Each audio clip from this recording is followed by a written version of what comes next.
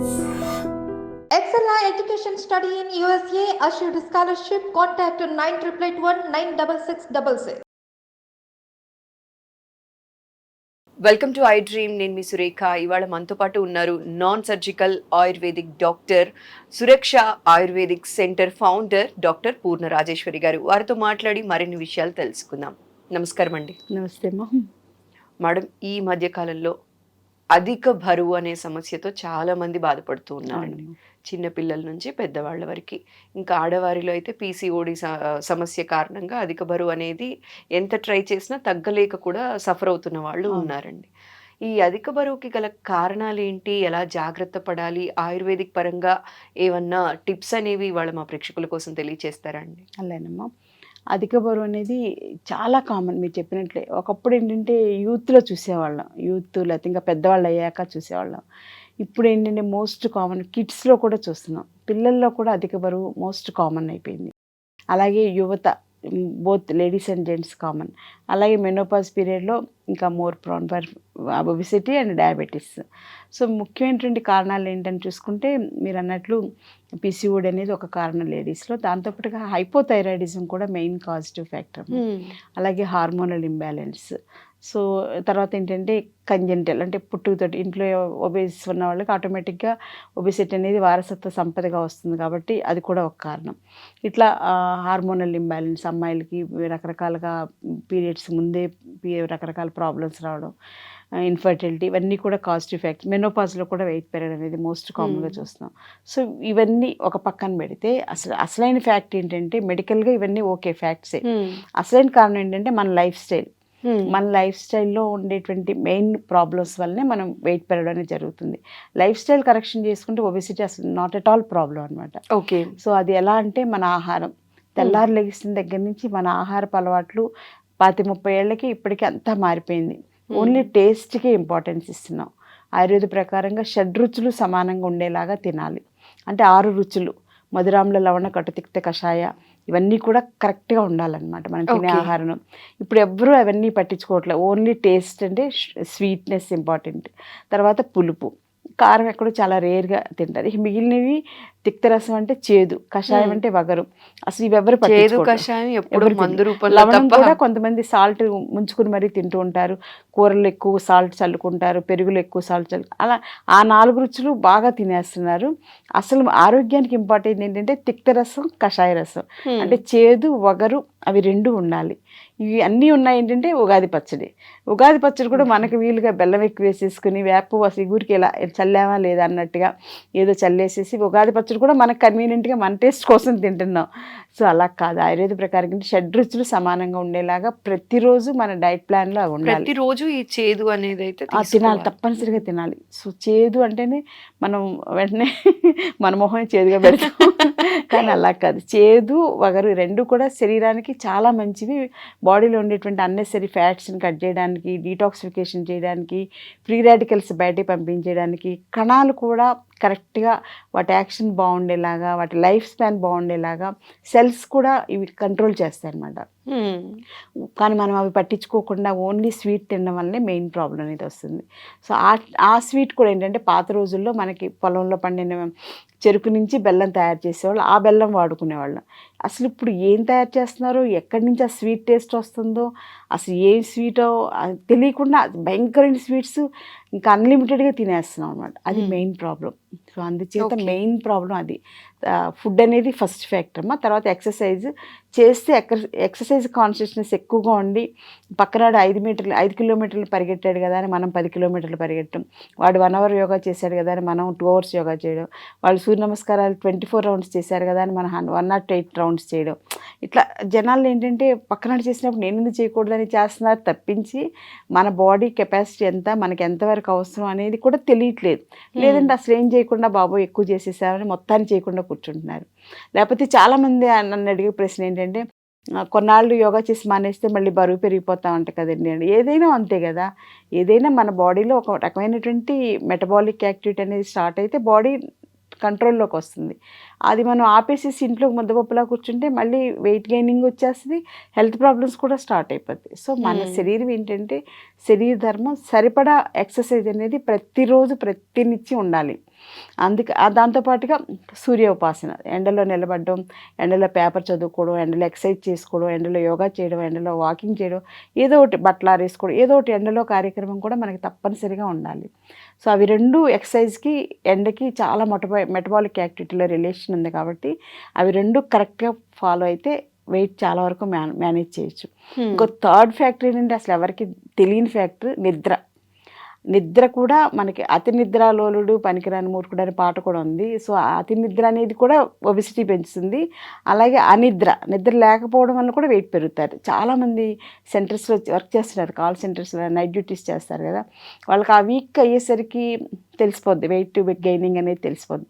ఇంకా ఏంటంటే అసలు సింపుల్ టెక్నిక్ హైదరాబాద్లో నాకు తెలియదు కానీ విజయవాడలో అయితే ఎప్పుడు కంటిన్యూ భోజనాలు ఉంటూనే ఉంటాయి. ఏదో ఒకటి ఫంక్షన్స్ అని అదని ఇదని ఎన్ని ఫంక్షన్స్ అసలు అవాయిడ్ చేద్దామన్నా కుదరదు. అలా ఒక్క ఫంక్షన్కి వెళ్ళొచ్చి మర్నాడు వెయిట్ చూసుకుంటే 2 kgs వెయిట్ పెరిగిపోతారు.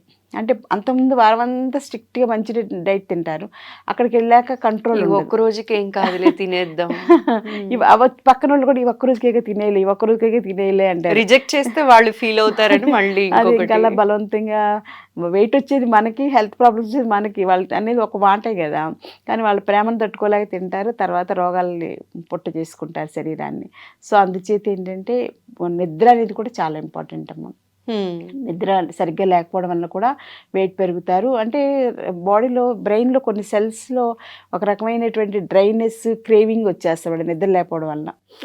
అలాగే ఆయుర్వేద ప్రకారం వార్ధక్యం కూడా వచ్చేస్తుంది. సరైన నిద్ర లేని వాళ్ళకి అకాల వార్ధక్యం అనేది ఎక్కువగా చూస్తూ ఉంటాం. సో అందుచేత సెల్స్లో చాలా డీజనరేషన్ వచ్చేస్తుంది అన్నమాట నిద్ర లేకపోవడం వల్ల. అందుచేత ఈ 3 కూడా కరెక్ట్గా కోఆర్డినేట్ చేసుకోవాలి. ఆహారం, వ్యాయామం, తర్వాత సూర్యుడు మెటబాలిజం మనలో బాగుండేలా చూసుకోవడం, అలాగే నిద్ర, ఈ 4 కూడా కరెక్ట్గా మేనేజ్ చేసుకోవాలి. సో ఆహారం ఏంటంటే మెయిన్గా ఇప్పుడు దొరికేటువంటి ఆహారం అనేది నాకు తెలిసి 99% పాయిజన్. ఏదైనా పాయిజన్, అసలు ఇంక ఇది అది అని లేదు అసలు. ఈవెన్ పసుపు కూడా భయంకరమైన పాయిజన్ అని చెప్పేసి నేను ఎప్పటి నుంచో క్యాన్సర్ రావడానికి 100 కారణాలనే బుక్ ఒకటి నేను ఇప్పుడు 10 years బ్యాక్ రాశాను. అప్పట్లో పసుపు కూడా ఒకటేని రాశాను. ఎందుకంటే పసుపుని కూడా వాళ్ళు రకరకాల పౌడర్స్లోను రకరకాల లెడ్ ఇవన్నీ కలిపేసేసి మంచి అట్రాక్టివ్ కలర్ వచ్చేలాగా, లేకపోతే మనకి పసుపు కారణంగా కూడా క్యాన్సర్ వస్తుంది. పసుపు మంచిదే, పసుపు చాలా మంచిది ఒరిజినల్ పసుపు. అసలు పసుపుని మించింది లేదు అసలు. అయితే మనం పసుపు అనుకుంటూ ఒరిజినల్ గా వాడట్లేదు, బయట ప్యాకెట్స్ పసుపు అనేది. అంటే బయట దొరికే ఫుడ్ అనేది పాయిజన్ అనే దాంట్లో బెస్ట్ ఏంటంటే పసుపు అనమాట. మనం పూజకి వాడే పసుపు కూడా నథింగ్ బట్ పాయిజన్నే. పాపం ఆ బ్రాహ్మణ పంతులు గారు పసుపులు ముద్దలు చేస్తారు, రకరకాలుగా చేస్తారు. చేతులు అలా ఎక్స్పోజ్ అవుతూనే ఉంటాయి కదా, అంతా అంటుకుని వాళ్ళ బ్లడ్లోకి వెళ్ళిపోతుంటే నాకు అసలు చాలా మందిని చూస్తుంటే నాకు బాధ అనిపిస్తుంది అనమాట. ఇలాగా ఫుడ్ పేరిట బయట చాలా భయంకరమైనటువంటి అడల్టరేషన్ జరుగుతుంది. సో నాకు తెలిసి ఏంటంటే అమ్మ చేతి వంట ఆరోగ్యానికి పంట. సో అమ్మ చేతితో ఏది చేస్తే ఇంట్లో అమ్మ కానీ భార్య కానీ మన అక్క కానీ చెల్లి మన మనుషులు లేదా మనం వండుకోవడం. ఈ రోజుల్లో పాపం బ్రహ్మచారులు ఎక్కువైపోయారు కాబట్టి వాళ్ళు అయినా వండుకుంటేనే దాన్ని మన ఆరోగ్యానికి మంచిదని అనుకోవాలి. అదర్వైజ్ ఒబిసిటీ కాదు, డిసీజెస్ కాదు, అందరికీ 99% క్యాన్సర్ రావడానికి వీలుగా ప్రపంచంలో బయట దొరికే ఫుడ్ అంతా అంతే. ఇంకా దాన్ని బట్టి ఏం తినాలి ఏం తినకూడదు అనేది అసలు మనం అసెస్ చేసుకోవడానికి కూడా లేదు. అందుచేత బయట ఫుడ్ పూర్తిగా మానేయడం. అలాగే ఈ ఒబెసిటీకి మెయిన్ కారణం ఏంటంటే వీళ్ళకి ఒక రకమైన క్రేవింగ్ వచ్చేస్తుంది. అంటే సప్రెస్ చేసుకుని ఉంటారు, ఒకసారి బర్స్ట్ అయిపోయి అన్నీ తినేసేస్తారు, విపరీతంగా తినేస్తారు, మళ్ళీ 20 kgs వెయిట్ పెరుగుతారు. మళ్ళీ ఏదో ఒకటి చేసి ఈ ఆశ్రమంలోనే చేరుతారు, మళ్ళీ అక్కడ వాళ్ళు ఉప్పు కారం లేని చప్పడి తిళ్ళు అవి చేయిస్తారు, మళ్ళీ అక్కడ 10 kgs తగ్గుతారు, మళ్ళీ ఇంటికి వచ్చి మళ్ళీ 20 kgs పెరుగుతారు. వాళ్ళ లైఫ్ అంతా 10 kgs పెరగడం, 10 kgs తగ్గడం, 20 kgs పెరగడం, ఇంకెప్పుడు ఇంకంతే అనమాట. సో అలా కాకుండా ఎవరికి వాళ్ళకి సెల్ఫ్గా ఒక ప్రణాళిక చేసుకోవాలి. పొద్దున్నే లేచిన వెంటనే ఒక 3-4 times వాటర్ తీసుకోవడం, తర్వాత రాగి జావ తీసుకోవడం, బ్రేక్ఫాస్ట్ టైంలో రాగి జావ తీసుకోవడం, తర్వాత మెంతులు వేసి మజ్జిగ చేసుకుని ఇంత మజ్జిగ మనతో పాటు ఉంచుకుంటూ ఆ మజ్జిగ తాగుతుంటే డెఫినెట్గా ఒబెసిటీకి పనిచేస్తే, డయాబెటీస్కి పనిచేస్తుంది. సో రెండింటికి ఎట్ ఏ టైం మంచి రిజల్ట్ అనమాట. అదొకటి తీసుకోవడం. మధ్యాహ్నం భోజనంలో చపాతీలు కానీ బ్రౌన్ రైస్ కానీ ఎక్కువ కూర పెట్టుకుని తినడం. అలాగే పెరుగు మానేసేసి పెరుగు ప్లేస్లో మజ్జిగ వేసుకుని తినడం. అట్లా ఈవినింగ్ 4 o'clockకి ఫ్రూట్స్ దానిమ్మ పండ్లు కానీ లేకపోతే ఏదో ఒకటి అలా సింపుల్గా ఏదో ఒకటి తీసుకోవడం. ఈవినింగ్ కూడా అన్నం కానీ చపాతీలు కానీ ఏం తినకూడదు. బీరకాయ జ్యూస్ కానీ రాగి జావ కానీ లేకపోతే 2 ఇడ్లీలు కానీ 2 అంటే 2 ఇడ్లీలు అట్లా చాలా క్యాలిక్యులేటెడ్గా కరెక్ట్గా ఆ ఫుడ్కి మన మైండ్ సెట్ అవ్వాలి. బలవంతంగా నేను చెప్పానని చేయడం కాకుండా వాళ్ళ ఆరోగ్యం కోసం వాళ్ళ పర్సనాలిటీ అలవాటు మనం చక్కటి వెయిట్లో ఉంటే చూసే వాళ్ళకు కూడా మన మీద ఒక రకమైనటువంటి ఇదే నమ్మకం ఏర్పడుతుంది అనమాట. అది మనకు కూడా ఆత్మవిశ్వాసం ఇస్తుంది. కాబట్టి ఏ పనైనా కూడా బాగా చేయగలం. కాబట్టి ఒబెసిటీ అనేది పెద్ద ప్రాబ్లం కాదు, కానీ ముందు మైండ్ సెట్ చాలా ఇంపార్టెంట్.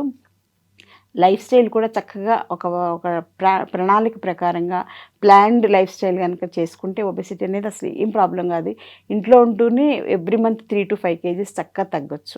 ఓకే. సో బయటకు వెళ్ళి ఎక్కడికి వెళ్ళి జిమ్లో జాయిన్ అయిపోయి రేపటికల్లా 10 kgs తగ్గిపోవాలి, ఎల్లుండికల్లా ఐశ్వర్య ఇలా అందంగా అయిపోయి పెళ్ళిలో అందరినీ ఆకర్షించుకోవాలి, ఇవన్నీ అనవసరం. సో ఎప్పుడు కూడా లాంగ్ ప్రాజెక్ట్లోనే పెట్టుకోవాలి. 1 year ప్రాజెక్ట్ పెట్టుకుని ఎవ్రీ మంత్ ఇలా ఎవ్రీడే ఇలా కష్టపడి ఎక్సర్సైజు, డైట్ ప్లాన్, నిద్ర అన్నీ కరెక్ట్గా ఉండేలా చేసుకుంటే చక్కగా తగ్గొచ్చు. మళ్ళీ 16 ఏళ్ళప్పుడు ఎంత అందంగా ఉన్నారో మళ్ళీ 36 ఏళ్ళైనా అంత అందంగా రావచ్చు, 60 ఏళ్ళైనా అంత అందంగా అవచ్చు. 60 20లో ఉండాలంటే వెయిట్ తగ్గడం అనేది సింపుల్ మెథడ్, ఈజీ మెథడ్.